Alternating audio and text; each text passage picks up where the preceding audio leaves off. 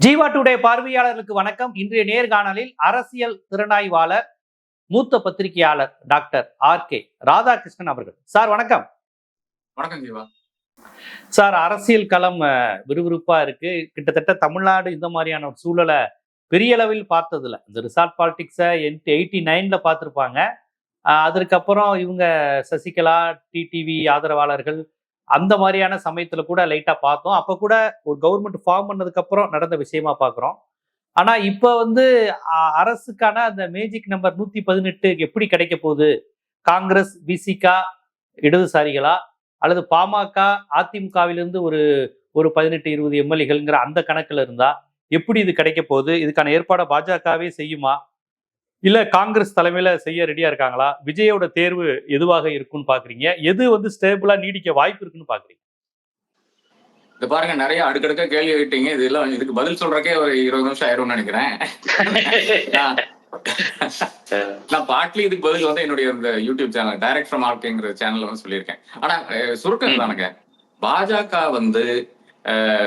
தாவேக்காவை வளர்க்க விரும்பவில்லை. அது மிக தெளிவாக தெரியுது. காங்கிரஸுக்கு அப்படி ஒரு பிரச்சனை கிடையாது. இதான் இந்த ரெண்டு தேசிய கட்சிகள் இருக்கிற வித்தியாசமே பாத்தீங்கன்னா, பாஜக தாவேக்காவை கண்டு அஞ்சுது. அது எதுக்கு அஞ்சுதுன்னு பாத்தீங்கன்னா, இப்போ நேச்சுரல் அலை விஜயும் ராகுலும் நேச்சுரல் அலைஸா இருக்காங்க. அப்ப அந்த நேச்சுரல் அலைஸ் அடுத்த 2029க்கு அவர்கள் பலம் சேர்த்தார்கள்னா அவ்வளவு மேட்டரே முடிஞ்சு போயிடும். பாஜக இங்க மறுபடியும் கால் ஊன்றதுக்கு மறுபடியும் ஒரு 10-15 வருடம் ஆயிரும். அதனால 100% வலு சேர்க்க அவர்கள் அனுமதிக்க மாட்டார்கள் பாஜகவை பொறுத்து. காங்கிரஸை பொறுத்தவரை காங்கிரஸ் தலைமை என்ன சொல்லிச்சோ சொல்லலையோ, இங்க இருக்கின்ற 5 பேரும் போய் சேரத்தான் இருக்கிறாங்க. அப்ப அப்படி இருக்கின்ற ஒரு சூழ்நிலையில கண்ணியமாக நம்முடைய மரியாதையை காப்பாற்றுறதுக்காக மல்லிகார்ஜுன் கார்கே ஒரு டிவைஸ் பண்றாரு. அது என்னன்னு பாத்தீங்கன்னா, செல்வ பிறந்த கிட்ட எப்ப பொலிட்டிக்கல் கமிட்டி டிசைட் பண்ணிங்கப்பா அப்படின்னு சொல்லிட்டு பால இங்க புஷ் பண்ணி விட்டுறாங்க. இது பாருங்க, இது அன்பிரசிடென்ட். அப்படியே கேரளாலையும் சொல்லலாம்ல. அதாவது கேரளால ஒரு முதல்வர் தேர்தல் நடக்க வேண்டிய இடம். அப்ப அங்க இன்னும் அதை பத்தி சென்ட்ரல் அப்சர்வர் எல்லாம் நியமிச்சிருக்காரு. அதாவது காங்கிரஸ் ஹைகமாண்ட் அப்சர்வர் எல்லாம் நியமிச்சிருக்காரு. அதோட மேட்டர் நின்று இருக்கிறது. ஏன் அங்க சொல்ல வேண்டியது தானே, நீங்களும் தீர்மானம் பண்ணிக்கீங்க, சிஎல்பி காங்கிரஸ் லெஜிஸ்லேட்டிவ் பார்ட்டி ஒரு தீர்மானம் பண்ணிக்கன்னு சொல்ல வேண்டியது தானே. அதெல்லாம் சொல்லல. இங்க புரிஞ்சு போச்சு 5 பேரும் அந்த பக்கம் போயிருவாங்கன்ட்டு. கூத்துப்பட்டெல்லாம் எடுத்து பாத்தீங்கன்னா, கஷ்டப்பட்டு ஒரு போன தேர்தலில் ஜெயிச்சாங்க. அது இந்த பக்கம் இந்த முறை ஒரு தொகுதி மாறி நின்று ஜெயித்து வந்தார்கள். அப்ப அப்படி இருக்கின்ற நபர்கள் எல்லாம் டெஃபினட்டாக நமக்கு ஏதாச்சும் வேணும் என்று நினைப்பார்கள் இல்ல. அப்ப போன முறை நியர்லி 1.5 வருஷம் தான் இருந்து நினைக்கிறேன். அது அவ்வளவுதான் இருந்தது, ரொம்ப கம்மியான டைம் தான் இருந்தது. விஜயவசந்தனுடைய அந்த தேர்தலை ஒட்டித்தானே வருது. அப்போ நாம பார்க்கும்போது காங்கிரஸுக்கு நிறைய கெயின் பண்ண வேண்டியிருக்கு. சரின்னு சொல்லிட்டாங்க. அப்ப 5 பேர் வந்தாச்சு. இனி இப்போ நீங்க உங்களுக்கு 20 பேர் 30 பேருடைய அவசியமே கிடையாது. அப்ப அங்கதான் அதிமுகவினுடைய அந்த என்டையர் இது ஈடுபடாம போகுது. இப்ப அதிமுகவை மக்கள் நிராகரித்து விட்டார்கள். இப்ப திமுக வேண்டாம் என்று நினைக்கின்ற மக்கள் அதிமுகவை தான் விரும்பி எடுப்பார்கள் என்றுதான் நம்மளுடைய புரிதலா இருக்கிறது. அந்த புரிதலுக்கு நேரமாக இன்னைக்கு தாவேக்காவுக்கு ஒரு மெஜாரிட்டி கொடுக்கவில்லை என்றால் கூட ஒரு 108 இடம் கொடுத்திருக்கிறார்கள். அப்போ மக்கள் அதிமுக சரி பரவாயில்ல, அதிமுகவும் நம்ம ஓட் போடுவோமே என்று நினைத்து பண்ணியிருந்தார்கள் என்றால் அதிமுக டெஃபினட்டாக 2வது பெரிய கட்சியாக வந்திருக்கும். அதிமுக கூட்டணியும் அதிமுகவும் 2வது பெரிய கட்சியாக வந்திருக்கும். அதுவும் நடக்கவில்லை. அப்ப அங்க ஒரு நிராகரிப்பு மிக தெளிவாக தெரிகிறது. 3வது இடத்தில் நிற்கின்ற அதிமுக, அதுல இருந்து சில நபர்கள் இல்லை என்றால் அதிமுகவே இந்த பக்கம் சேர்றது என்றெல்லாம் வாய்ப்பில்லாத ஒரு விஷயமா தான் இருக்கிறது. அதையும் பாஜக விரும்பாது. அப்ப பாஜக விரும்பாத ஒரு விஷயத்தை வேலுமணியோ இல்லை என்றால் எடப்பாடி பழனிசாமியோ செய்ய மாட்டார்கள் என்றுதான் என்னுடைய ஒரு புரிதலா இருக்கிறது. அவருடைய அந்த அண்டர்ஸ்டாண்டிங் புரிதல. இவர்கள் எந்த கேஸ் போடுவாங்கன்னு நான் சொல்லவில்லை. ஆனால் காங்கிரஸ்காரர்களும் மிக தெளிவாக கூறியிருக்கிறார்கள். அதிமுக அதாவது பாஜக கூட்டணியில் இருக்கின்ற நபர்கள் வேண்டாம் என்ற அந்த ஒரு கருத்து தான் அவர்களும் தெரிவித்திருக்கிறார்கள். இனி பாக்கி இருக்கிறது யாரு? இடதுசாரிகள், அதே மாதிரி விடுதலை சிறுத்தைகள். இதுவரை அவர்களுடைய ஸ்டாண்ட் வரமாட்டேன் என்றதான் ஸ்டாண்டு. 2 சிபிஎம் 2, சிபிஐ 2, விடுதலை சிறுத்தைகள் 2. இவர்கள் வரமாட்டேன் என்றுதான் சொல்லிக் கொண்டிருக்கிறார்கள். ஆனால் அவர்கள் வந்து விடுவார்கள் என்றுதான் என்னுடைய கணக்கு. அதாவது இப்படி இழுபறியில் இருக்க வேண்டிய அவசியம் கிடையாது. கவர்னரே கூறிவிட்டார். அதாவது பதவி பிரமாணம் செய்திருக்கிறேன் என்ற இதுதான் பேசுறேன். இது பற்றி கேள்விப்பட்டிருக்கீங்களா? அதாவது ஒரு கவர்னர் போலி மீடியா சேனல்ஸ்க்கு பேட்டி கொடுத்து கொண்டிருக்கிறார். CNN நியூஸ் 18க்கும் NDTVக்கு மாறி மாறி பேட்டி கொடுத்து கொண்டிருக்கிறார். என்ன பேட்டின்னு பாத்தீங்கன்னா, ஆமாங்க அவர் லெட்டர் அனுப்புறாருங்க அப்படின்னு ஒரு பேட்டி கொடுக்குறாரு. அதன் பிறகு ஐ ஷுட் பி கன்வின்ஸ்ட் எல்லாம் பேட்டி கொடுக்குறாரு. அதன் பிறகு yes we are making arrangements for sharing. என்னங்க ஏன்னா இது இது இது கேலி கூத்தாக மாத்தி விட்டார்கள். இதெல்லாம் ஒரு கான்ஸ்டிடியூஷனல் ஃபங்க்ஷன், ஒரு கான்ஸ்டிடியூஷனல் டியூட்டி. கவர்னருக்கு போன் போட்டா அவர் வந்து இப்ப ஸ்டுடியோக்கே வந்துருவாரு போல தெரியுது. இதுதான் ஒரு கவர்னருடைய வேலையா? உட்காந்து 4 பேர்ல ஒருத்தரா பொலிட்டிக்கல் டிபேட்டர் கருத்து சொல்லுவார் போலயே. ஆமா, தமிழிசை சவுந்தரராஜன் வந்தாங்க இல்லையா, உங்களுக்கு ஞாபகம் இருக்கா? தமிழிசை சவுந்தரராஜன் வந்து கவர்னரா இருக்கும்போது டிபேட்ல வருவாங்க. அப்ப ஏறத்தாழ அதே ஒரு ரேஞ்சில் தான் அர்லேக்கரும் இருக்கான்னு நினைக்கிறேன்.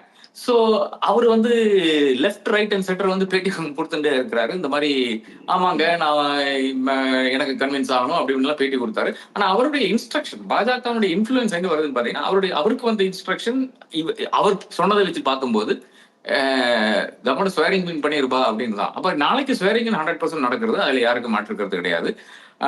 அதுல இப்ப வந்து யூஸ்வலா வந்து லார்ஜஸ்ட் சிங்கிள் பார்ட்டி அழைப்பார்கள். அது யூஸ்வலா வந்து ஹாஃப் மார்க் அதிகமா இருக்கும். அதாவது தமிழக சட்டசபையை பொறுத்தவரை 234 பேர் இருக்கும்போது 118க்கு மேல இருக்கும். போன முறை 2021 வந்து அழைக்கும் போது, மு க ஸ்டாலின் அழைக்கும் போது வந்து அவருக்கு வந்து 133 பேர் வந்து திமுகவிலேயே இருந்தாங்க. அப்புறம் கூட்டணி கட்சிகளுக்கு லெட்டர்ஸ் கொடுத்தாங்க, லெட்டர்ஸ் சப்போர்ட் கொடுத்தாங்க. அதாவது 188 பேர் வந்து மொத்தமா சப்போர்ட் பண்ணி தான் அந்த அரசு வந்து அமையுது.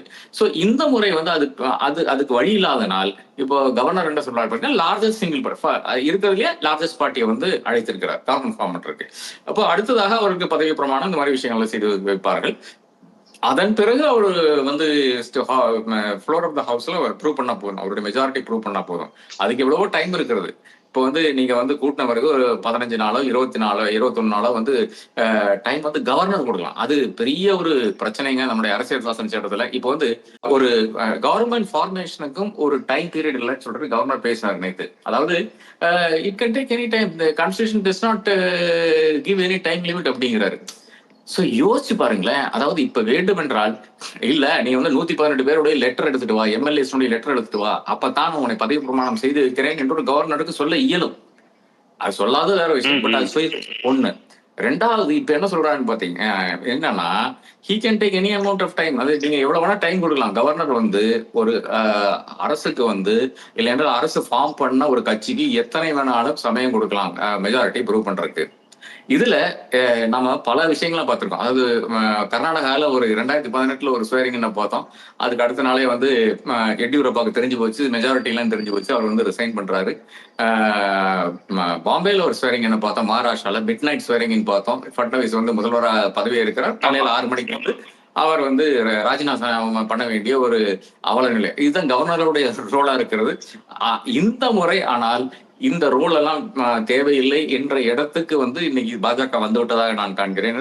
பொறுத்திருந்து பார்ப்போம் என்ற அந்த ஒரு கால்குலேஷன் தான் அவர்கள் இருக்கிறார்கள். அதே மாதிரி தான் காங்கிரஸை பொறுத்தவரை காங்கிரஸ் எப்படியாச்சும் போய் சேர்ந்து பாக்கி இருக்கிறவங்களை கன்வின்ஸ் பண்ணி போய் சேர்ந்துடலாம் என்ற ஒரு நிலைதான் இருக்கிறது. நீங்க சொல்றது ரொம்ப எளிதான நிலை. விஜய் வந்து தமிழ்நாட்டை பொறுத்தவரையும் ஆன்டி பிஜேபிங்கிற கான்செப்ட் தான் மார்க்கெட்டா இருக்கு. தலைவர்கள் எப்படி இருக்காங்களோ இல்லையோ, மக்களை பொறுத்தவரையும் தமிழ்நாடு, கேரளா, மேற்கு வங்கத்தை விட்டுருவோம். தமிழ்நாடு, கேரளாங்கிறது ஒரு ஆன்டி பிஜேபி மைண்ட் செட்.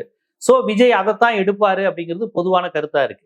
இப்ப அப்படி எடுத்துட்டாருன்னு வச்சுக்கோங்க, காங்கிரஸ், இடதுசாரிகள் 4 விடுதலை சிறுத்தைகள் எல்லாரும் போறாங்கன்னா, காங்கிரஸ் தயவில் ஒரு அரசு இங்க அமைவதை பாஜக எப்படி அதை பார்க்கும்? காங்கிரஸ்க்கு ஒரு அமைச்சரவை கொடுத்து, திமுகட்டையாவது சும்மா கூட்டணியில இருந்தாங்க, இப்ப அமைச்சரவையிலும் பங்கு பெறுற மாதிரி விடுதலை சிறுத்தைகளை விடுங்க, காங்கிரஸ் அமைச்சரவையில் பங்கு பெறுவதை பாஜகவும் பாஜகவின் ஆளுநரும் எப்படி பார்ப்பாங்க?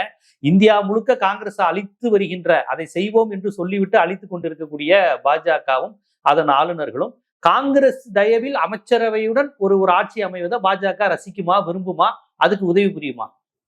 இல்லடா, அதை விட லார்ஜர் பிக்சர் வேற ஒண்ணு இருக்கிறது. லார்ஜர் பிக்சர் என்னன்னு பாத்தீங்கன்னா, தாவேகா என்ற இன்எக்ஸ்பீரியன்ஸ்டு டீம் ஒண்ணு, அந்த டீமை வந்து ஆட்சியில அமர்த்தி அதன் பிறகு வந்து வேடிக்கை பார்க்கலாம் என்ற அந்த இடத்துல இருந்தாலும் அவர்கள் வருகிறார்கள். ஏனென்றால் இப்போது இருக்கிற நிலையில் வந்து மக்கள் என்ன சொல்றாரு, இப்ப என்னுடைய ஆபீஸ்ல இருக்கிற நண்பர் ஒருத்தர் இருக்கிறாரு, இளைஞர். அவர்கிட்ட நான் கேட்டேன், எதுக்குங்க தாவேக்காக்கு வாக்களித்தீங்கன்ட்டு.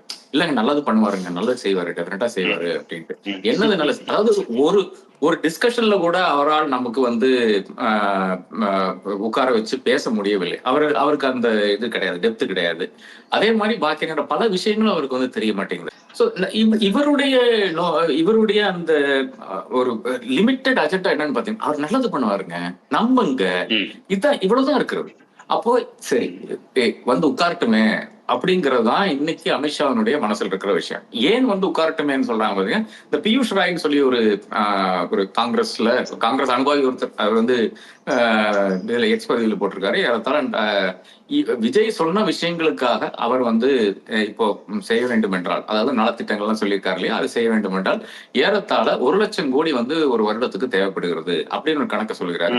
அது இல்லைன்னா கூட நீங்க பாருங்க, இந்த 2,500 ரூபாய் பெண்களுக்கு, 4,000 ரூபாய் வேலை இல்லாத இளைஞர்களுக்கு, அப்புறம் இந்த என்னது தாலிக்கு தாங்க, இந்த மாதிரி விஷயங்கள் எல்லாம் எடுத்து பாத்தீங்கன்னா, அதாவது வேற ஏதோ 15 லட்சம் இவங்களுக்கு எது செல்ஃப் ஹெல்ப் குரூப்ஸ், 5 லட்சம் நினைக்கிறேன் செல்ஃப் ஹெல்ப் குரூப்ஸ், இந்த வாக்குறுதிகள் எல்லாம் எடுத்து பாத்தீங்கன்னாலே உங்களுக்கு தெரியும், ஒரு 5,000 இருந்து 6,000 கோடி வந்து மாசம் தேவைப்படுதுங்க. அப்போ பாப்போமே என்ன இவர்களால் வந்து என்ன செய்ய முடியும், அது நாம் பார்த்துடலாம். இப்படி கொஞ்ச நாள் ஆட்சியில் உட்கார வச்சு விட்டு அதன் பிறகு வந்து நாம் இதனுடைய விளைவுகளை நாம் பார்க்கலாம் என்ற அந்த இடத்திலிருந்து தான் அவர்கள் அதை அணுகிறார்கள். ஏனென்றால் இப்ப திடீரென்று வந்து இப்ப பாஜக தாவேக்காவை ஆட்சி அமைக்காமல் ஒரு இன்னொரு தேர்தல் வந்து ஃபோர்ஸ் பண்ணா மறுபடியும் ஒரு 180 இல்லைன்னா 200 வாக்குல வந்து அவர்கள் வந்து ஜெயித்து வர போகிறார்கள். இது எனக்கு மாற்றுக்கிறது கிடையாது. நான் பல இடத்துல சொல்லிட்டு இருக்கிற விஷயம். அதாவது ஒரு அரசாங்கம், இந்த அரசாங்கம் வந்து 6 மாசத்துக்குள்ளால கவிழ்ந்து விட்டால் 100% நான் சொல்றேன், பெரிய ஒரு சிம்பத்தி வேவோட அவர்கள் வந்து திரும்பி வந்துருவார்கள். இது பாஜக விரும்பவில்லை. இங்கிருந்து தான் பாஜகவுடைய அந்த கம்ப்ளீட் யோசனை இருக்குது. காங்கிரஸ் வர்றாங்க போறாங்கிறது அவருடைய அடுத்த விஷயமாகத்தான் அவர்கள் பார்ப்பாளே தவிர, லார்ஜர் பிக்சர் என்பது தாவேகாவினுடைய அந்த அட்மினிஸ்ட்ரேஷன் அக்யூமெண்ட் கொஞ்சம் பார்த்துடலாம். அவங்க நல்லா செய்தார்கள் என்றால் அடுத்த ஒரு விஷயம் இருக்குது. நமக்கு தான் கரூர் இருக்கு, சிபிஐ இருக்கு, ஒன்றும் பிரச்சனை கிடையாது. அந்த ஒரு அப்ரோச் தான் அவர்கள் எடுப்பார்கள் என்று நான் கருதுகிறேன். ஸோ பாஜக அப்படி ஒரு விளையாட்டை விளையாடும் அப்படிங்கிறத அதனுடைய கடந்த கால செயல்பாடுகள்னு சொல்றீங்க. ஆனா லீமா ரோஸுடன் பேச்சுவார்த்தை நடத்தி கொண்டிருக்கிறார்கள் அப்படிங்கிற தகவல் நேற்றுலேருந்து வந்தது. லீமா ரோஸும் ஆமா எங்க கிட்ட தாவேக்கா பேசினாங்க. நாங்க ஸோ பேசக்கூடிய ஆள் லீமா ரோஸ், ஒரு பாரம்பரியமான அதிமுக காரங்க கிடையாது. லீமா ரோஸுங்கிற ஒரு சீனியர் ஏடிஎம்கே ஆளுங்கிற மாதிரி லீமா ரோஸ்ட ஒரு பேச்சுவார்த்தை நடத்துறதா தகவல். அதற்கு பிறகு இப்ப வந்து இபிஎஸ் வீட்டுல புசியானது இருக்காருங்கிற செய்தியும் தொடர்ச்சியா இப்ப பிரேக்கிங் நியூஸா நீங்க பார்த்துட்டு வருவீங்க. அப்ப அதிமுகட்டையும் ஒரு பேச்சு, காங்கிரஸ் கிட்ட இருந்தும் ஆதரவை எதிர்பார்ப்பு அப்படிங்கிறது அவங்க இன்னும் ஒரு ஸ்டாண்டர்ட் ஒரு நிலையான முடிவுக்கு வரலையோ? அதான் தென்னை மரத்துல ஒரு குத்து, பனை மரத்துல ஒரு குத்துன்னு சொல்ற மாதிரி தான் இது. சரி, நான் கேக்குறது, லீமா ரோஸோட யாரு பேச்சுவார்த்தை நடத்தினா? ஆதவர்த்தன் கூப்பிட்டு மாமியார்கிட்ட நல்லா இருக்கீங்களான்னு கேட்டாங்களா? இதுதான் பேச்சுவார்த்தையா? லீமா ரோஸ் இன்னைக்கு வந்து அந்த கட்சியினுடைய அந்த விமன்ஸ் விங்ல வந்து ஒரு பொறுப்புல இருக்காங்க, எவ்வளவுதான். விமன்ஸ் விங் என்று இருக்கிறதே வந்து யாருக்கும் தெரியாத ஒரு விஷயம் அதிமுகல. அப்படி விமன்ஸ் விங்ல இருந்து இன்னைக்கு இருக்கிற இந்தியா முழுக்க இருக்கின்ற கட்சிகளினுடைய விமன்ஸ் விங்ல இருக்கின்ற தலைவரனுடைய ஒரே ஒரு தலைவியினுடைய பேர் தான் நமக்கு மனசுல நிற்கிறது, கனிமொழி. அதை தாண்டி இன்னொரு தலைவியும் கிடையாது, யாருமே கிடையாது. அப்ப அவங்க கிட்ட போய் பேச்சுவார்த்தை நடத்தி என்ன பிரயோஜனம்? அதுவும் ஜஸ்ட் ஒரு 4 மாசம் முன்னாடி கட்சியில வந்து சேர்ந்த நபர். ஆமா ஆமா, வேட்பாளர் ஆவதற்காகவே கட்சியில சேர்ந்தவங்க. அவங்க எல்லாம் கேண்டிடேட் ஆறதுக்காண்டியே கட்சியில சேர்ந்தவங்க. பிப்ரவரி 9ஆம் தேதி சேர்ந்தாங்கன்னு நினைக்கிறேன். அன்னைக்கே வந்து எடப்பாடி சொல்லிடுறாரு, உங்களுக்கு லால்குடின்னு சொல்லிடுறாரு. அவர்களுடைய காசுக்காகவே வந்து எடப்பாடி வந்து அவங்கள வந்து சேர்க்கிறாரு. அப்புறம் அந்த அளவுக்கு வந்து படம் டிஸ்ட்ரிபியூஷன் அவங்களுக்கு செய்ய முடியும் என்ற அந்த நம்பிக்கை இருந்தனாலதான் எடப்பாடி வந்து அங்க நிறுத்துறாரு. அதுக்கும் அந்த மனசும் வேணும் இல்லையா, செலவு பண்றேங்கிறத மனசும் வேணும். இதெல்லாம் சேர்த்துதான். அதாவது ஏங்க கடைசியில வந்து லீமா ரோஸும் ஆதவர்ஜனும் சார்லஸும் ஜெயிச்சு வந்துட்டாங்க. அதாவது மகன், மருமகன், மாமியார் 3 பேர் ஜெயிச்சு வந்திருக்காங்க. இது வந்து தமிழக வரலாறுலயே கிடையாது. 3 கட்சியில இருந்து 3 பேர் ஜெயிச்சு வந்திருக்காங்க. 2 பேர் அமைச்சராக போறாங்க. சார்லஸ் வந்து மாற்றி நிறுத்த முடியாதுங்க. அமித்ஷா நினைச்சாலும் சரி, மோடி நினைச்சாலும் சரி, இன்னைக்கு மாற்றி நிறுத்த முடியாது. இது இத்தனைக்கும் வந்து மோடி நான் அங்க இருக்கும்போது தான், ஐ திங்க் ஏப்ரல் 4ஆம் தேதி நினைக்கிறேன், 4ஆம் தேதி லேண்ட் பண்றாரு. லேண்ட் பண்ண அந்த ரிசப்ஷன்ல வந்து வரிசையா நிக்கணும் இல்லையா, கூட்டணி கட்சிகள் வரிசைகள்ல வந்து சார்லஸ் இருக்கிறாரு. சார்லஸ் இருந்தால் கூட கை கொடுக்கிறாரு மோடி. ஆனா அந்த படம் வெளிவிடவில்லை. மோடி அந்த படம் வெளிவர வேண்டும் என்று அவர் விரும்பவில்லை. இன்னைக்கும் அந்த படம் கிடையாது. சார்லஸ் கூட ஒரு படத்தை வந்து எக்ஸ் வலைதளத்தில் போட்டிருக்காரு, அது பாருங்க, யாருடைய கை குலுக்கிட்டு இருக்காருன்னு பாருங்க. அப்ப இந்த படம் வர வேண்டும் என்று மோடி விரும்பவில்லை. அந்த எக்கோசிஸ்டம் அப்படியே அதை தடுக்கிறது. அப்படி இருந்தாலும் கூட இன்றைக்கு வந்து அவர் வந்து மந்திரியாரு. ஏன் தடுக்கிறாரு? வேற ஒன்றும் கிடையாது. இவருக்கு இடி, சிபிஐ, ஐடி, என்ஐஏ கேசுகள் இருக்குது. இதை தாண்டி வெஸ்ட் பெங்கால்ல இன்னொரு 3-4 எஃப்ஐஆரும் இருக்கிறது. இதுதான் இவருடைய லட்சணம். இவரை கொண்டு வந்து பாஜக சேர்த்து ஒரு பெரிய இன்னைக்கு ஒரு அமைச்சராக போறாரு. அதே மாதிரி ஆதவ் அர்ஜுன் மேலேயும் பல கேசுகள் இருக்கு. அவர் இன்னைக்கு அமைச்சராக போறாரு. லீமா ரோஸ் டெஃபினட்டா அடுத்த அமைச்சரவையில் வந்து லாட்டரியினுடைய மினிஸ்ட்ரியினுடைய தலைவராக இருப்பார் என்று நான் கருதுகிறேன். அமைச்சராக இருப்பார். அப்போ லீமா ரோஸோட பேச்சுவார்த்தை என்பதே வந்து நம்ம பேசுறதே வந்து நம்ம கொஞ்சம் கூச்சப்பட வேண்டாமா? லீமா ரோஸ் சொன்ன தலைவரா, அந்த கட்சியினுடைய தலைவரா? கட்சியை வாங்கிட்டா பரவாயில்லைங்க, அது வேற விஷயம். கட்சி இல்ல, நான் அது கேக்குறேன். நான் கட்சியை வாங்கிட்டு வந்து எனக்கு தகவல் கிடையாது, உங்களுக்கு தகவல். அதிமுக பெரிய கட்சி இல்ல நீங்க சரத்குமார் கட்சி நினைச்சிட்டு பேசுறீங்க. அதிமுக என்ன இருந்தாலும் பெரிய கட்சி. சரத்குமார் கட்சி ஒரு நாள்ல பிஜேபியில சேர்ந்த மாதிரியா கணக்காகும் அது? சரி ஜீவா, இப்ப என்ன ரேட்டுன்னு சொல்லுங்க. அதிமுக என்ன ரேட்டுன்னு சொல்லுங்க.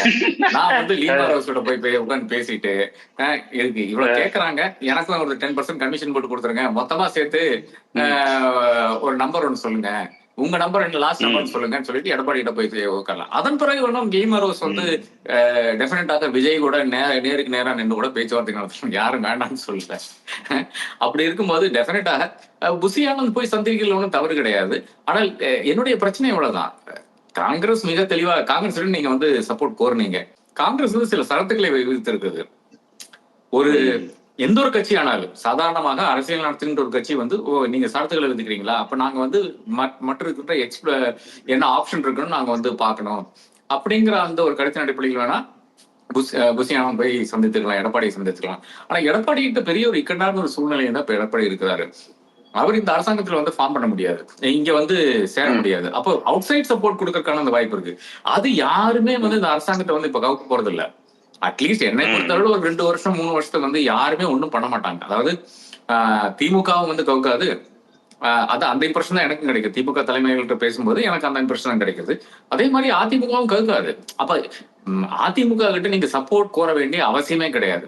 உங்களுக்கு என்ன டென்ஷன் பாத்தீங்கன்னா, அந்த 118 என்ற மேஜிக் நம்பர் வர வேண்டும் என்றால் அது வந்து திமுக மேல நம்பிக்கை வைக்கிறதோ அதிமுக மேல நம்பிக்கை வைக்கிறத விட அது காங்கிரஸ், இடதுசாரிகள், விடுதலை சிறுத்தைகள், இதுதான் உங்களுடைய பெஸ்ட் ஆப்ஷனா இருக்கு.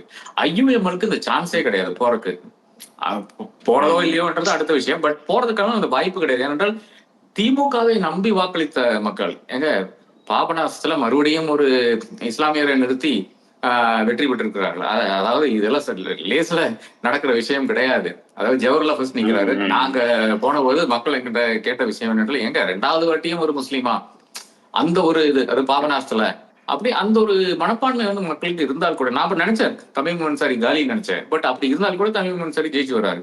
நாகப்பட்டினத்துல வந்து ஷானவாஸ்க்கு பிறகு, ஷானவாஸ் ஒரு வெல் பெர்ஃபார்மிங் எம்எல்ஏ, ஜவஹர்லால் வந்து அனைவருக்கும் தெரியும் அந்த அளவுக்கு பெர்ஃபார்மன்ஸ் இல்லாத ஒரு எம்எல்ஏ தான். அப்படி இருந்தாலும் கூட நானும் நினைச்சேன் ஜவஹர்லாலும் காலி நினைச்சேன். பார்த்தா நல்ல வேலை அவர் ஜெயிச்சு வந்துட்டாரு.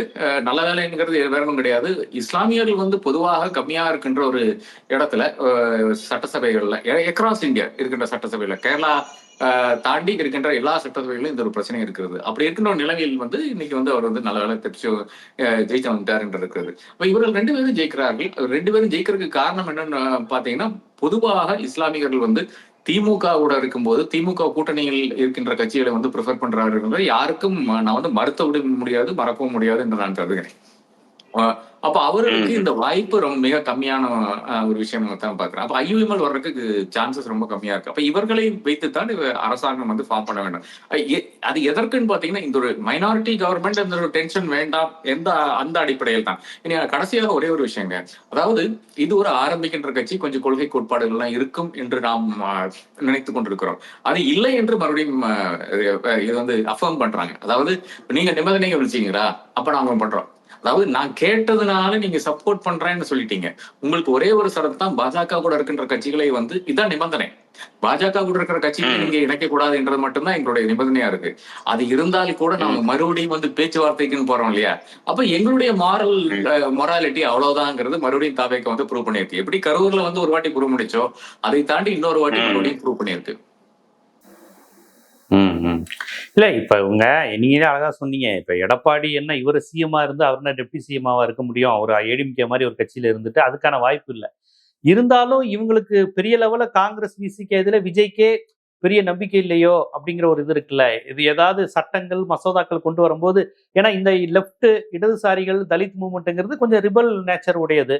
அவ்வளவு சீக்கிரம் வந்து பொது எல்லா விஷயத்தையும் ஏத்துக்க மாட்டாங்க, கேள்வி கேட்பாங்க.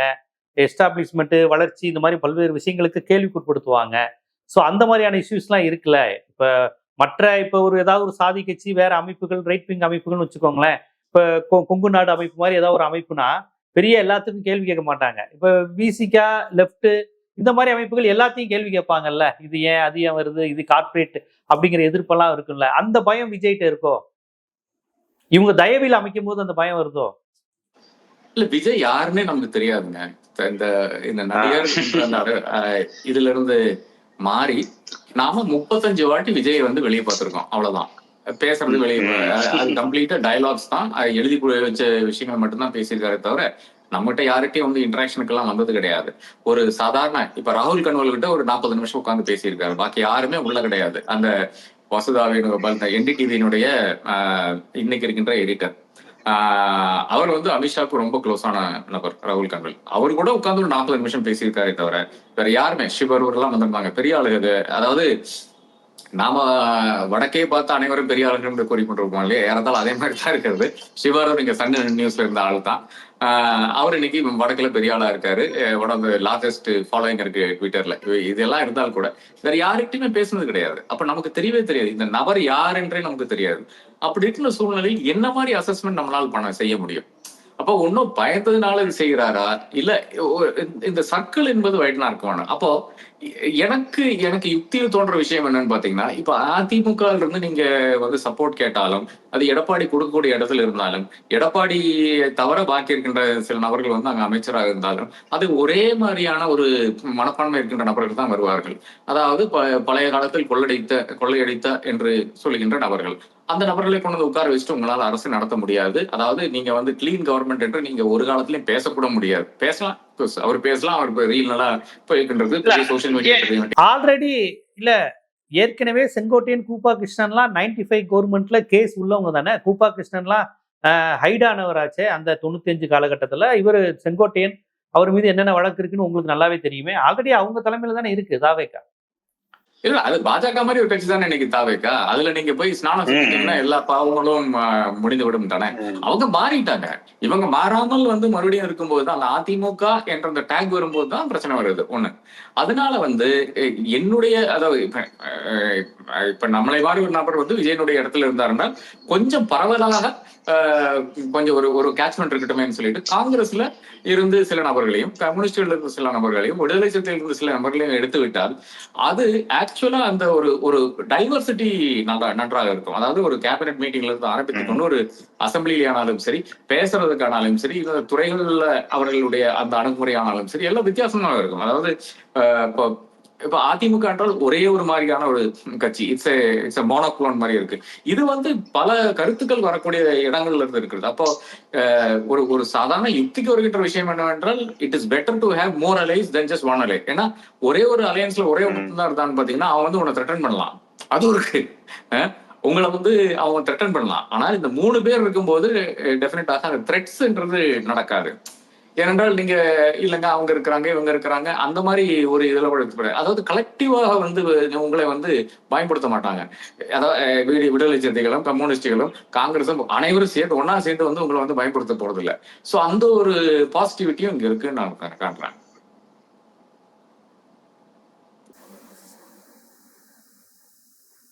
இல்ல ஆனால் வந்து இப்ப பாஜகவினுடைய மசோதாக்கு எதிராக இதுவரையும் திமுக இருந்தது. ஒரே நாடு ஒரே கொள்கையா இருக்கட்டும், நீட்டா இருக்கட்டும், புதிய கல்விக் கொள்கை எதிர்ப்பா இருக்கட்டும், அதையெல்லாம் விஜய் வந்து செய்வதற்கு பாஜக வந்து இப்ப அகைன் ஒரு திமுக சட்டசபை மாதிரி அமையறதா பாஜகவும் அலையல்கரும் ஆளுநரும் வேடிக்கை பார்ப்பாங்களான்னு கேக்குறேன். இப்ப இவங்க எல்லாம் போயிட்டாங்கன்னா லெப்ட் விடுதலை சிறுத்தைகளா போயிட்டா கிட்டத்தட்ட அது திமுக லெஜிஸ்லேட்டிவ் தானே. அது ஆன்டி பிஜேபிங்கிற அதே கான்செப்ட் தானே.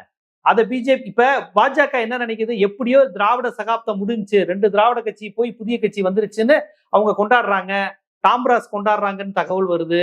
ராஜா சொல்றாரு சனாதனத்தை எதிர்த்த திமுக அழிஞ்சிருச்சு, அங்க மம்தா அழிஞ்சிட்டாங்க, அப்படின்னு சந்தோஷப்படுறாங்க. இவங்க இந்த மைண்ட் செட்ல இருக்கும்போது காங்கிரஸும் விசிகாவும் ஒரு ஆன்டி பிஜேபி பேசுற ஒரு ஸ்ட்ராங்கான பார்ட்டி தயவில் அந்த அமைச்சரவையில் அமையறத வந்து பிஜேபி அவ்வளவு எளிதா விட்டுருவாங்களா அவங்க? இல்ல இப்போதைக்கு வேற வழி இல்லைங்கிற. அதாவது இந்த ஒரு அமைச்சரவையை வந்து நீங்க ஃபங்க்ஷன் பண்ண அனுமதிக்க வேண்டும். அவர்கள் ஒன்ஸ் தே சேயிங் அதன் பிறகுதான் உங்களுடைய வாய்ப்பு வரும். நீங்க இப்போ அதை ஒன்றும் செய்ய முடியாது. அப்ப இவர்கள் உள்ளே வந்தாலும் சரி, இல்ல அதிமுக வந்து உள்ளே வந்து உட்கார்ந்தாலும் சரி, அதை நீங்க உங்க அனுமதியோட தான் அவர்கள் வந்து உட்கார முடியும். அதிமுக வந்து உட்கார முடியும். அப்படி வந்தாலும் சரி, இந்த அரசாங்கத்தை வந்து நீங்க ஃபங்க்ஷன் செய்ய அனுமதிக்க வேண்டும். இது அனுமதிக்கவில்லை என்றால் நிச்சயமாக அது அதனுடைய பழி வந்து உங்க மேல தான் வரும். அதன் பிறகு இன்னொரு ஆட்சி அமையும் போது அது வந்து பெரிய ஆட்சியாக ஒரு பெரிய மேசிவ் மேண்டேட்டோட அவர்கள் வந்து உட்கார போறாங்க.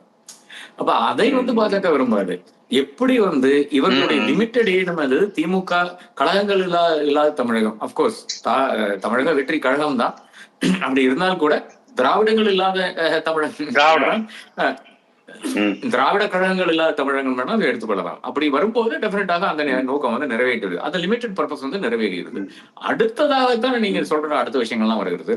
அப்ப அது அடுத்த ஒரு ஸ்டேஜாக பார்ப்பார்கள். அதற்கு தான் இவரை வந்து ஃபங்க்ஷன் பண்ண விட்ட பிறகுதான் அடுத்த ஒரு ஸ்டேட்டுக்கு வர முடியும். ஆனால் பாஜகவினுடைய பெரிய ஷார்ட் கமிங்னு பாத்தீங்கன்னா இங்க தலைவர்கள் கிடையாது.